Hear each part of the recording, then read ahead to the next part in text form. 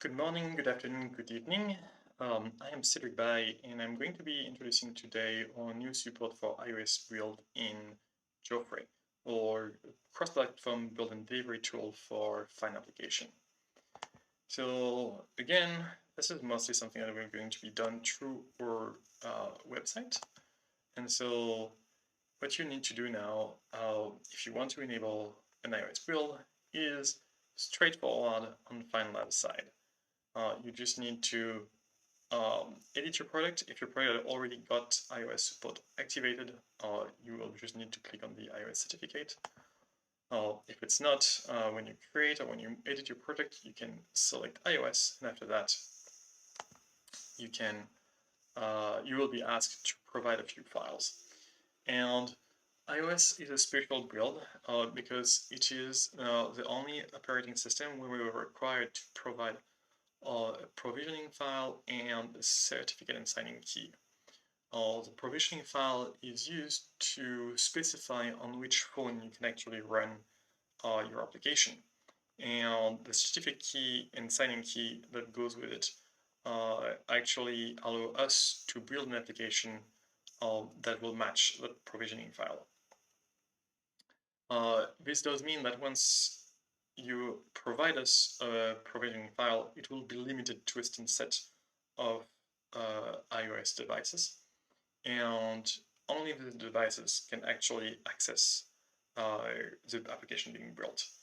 So this is an ad hoc provisioning file, and this is for test purpose. So when the build is done, the resulting application cannot be sent to the App Store, because for App Store you need a provisioning file that is specific for App Store.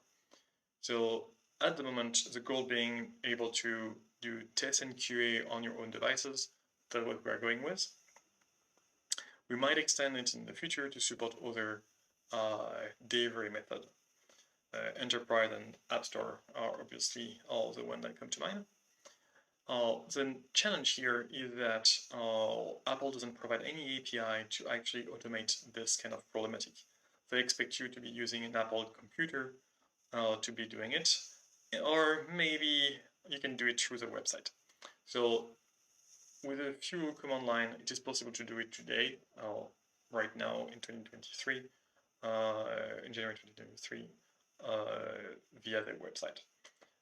But as things on the website is not always being the same link, and things don't always look the same and change over time, the best way to figure out what can be done is going to Apple documentation.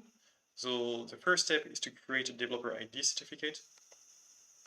The best way to do that, if you don't have an Apple computer, is to generate your certificate signing request on your computer using OpenSSL, and then uploading that to Apple website. The Apple developer website requires you to have an Apple ID and then to have enroll into the Apple developer program for iOS, which has to be paid to get access to. Once you have done this certificate signing request, you should be able to receive a signed certificate file that you can actually use to generate your private P12 key that will be used for the rest of the process. To generate the P12 file, you can either use macOS keychain tool, or you can use OpenSSL command line. OpenSSL command line will work on all platforms, including macOS. We do provide the command line you have to type to get the result on our website. You basically need to get the private key and your certificate together and seal them into a P12 file that you will send on our website and upload for later use. Then you need to figure out what your UDID of your iOS device are. And so if you don't have a Xcode, or people are kind of remote and that are testing and don't have access to Xcode to get the UDID, the easiest way is to go to UDID Tech website. It will be and point your iPhone to that QR code, and it will automatically get you the UDID of your phone that you can actually then output and register into your Apple account. Again, I'm explaining things here so you can figure out what it needs to be done at the time you do it.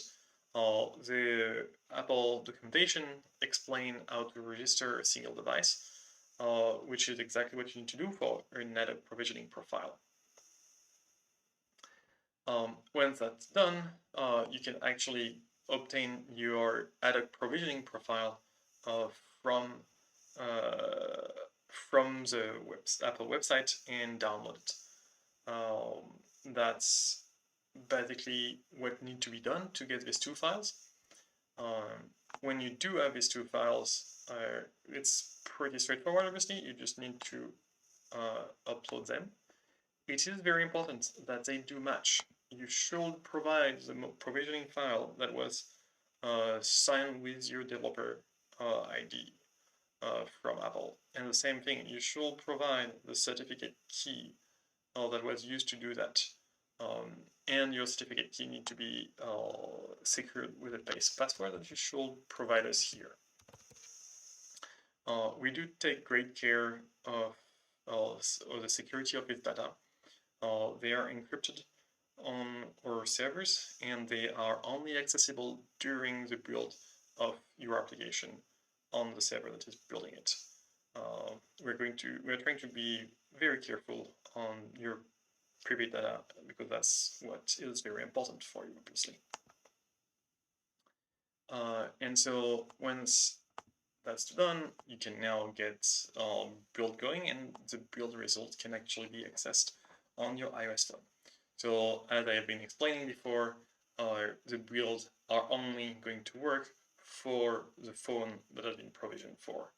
So it doesn't really matter if you try to scan this QR code with your iPhone, it will not install the application. But if I do it here with the phone that it was meant for, I will get this dialog saying if I want to install things, and so I just have to click install. It will start to download the application, and when it's done, you will have the icon of your app displaying, and you can just click on it, and ta-da, it will just work. iOS apps delivery are really easy once you get that provisioning and signing file in. There is no change to be done on your application, and it just works. So that's really fine, helping us there, obviously.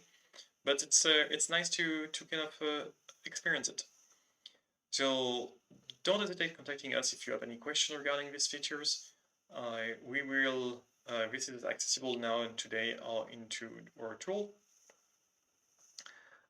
We are kind of wondering what is going to be the next step for Geoffrey. So we are thinking about adding support for app stores or for enterprise distribution. So don't hesitate to contact us because we do value the opinion of our customer into shaping the roadmap of our application. Have a good day.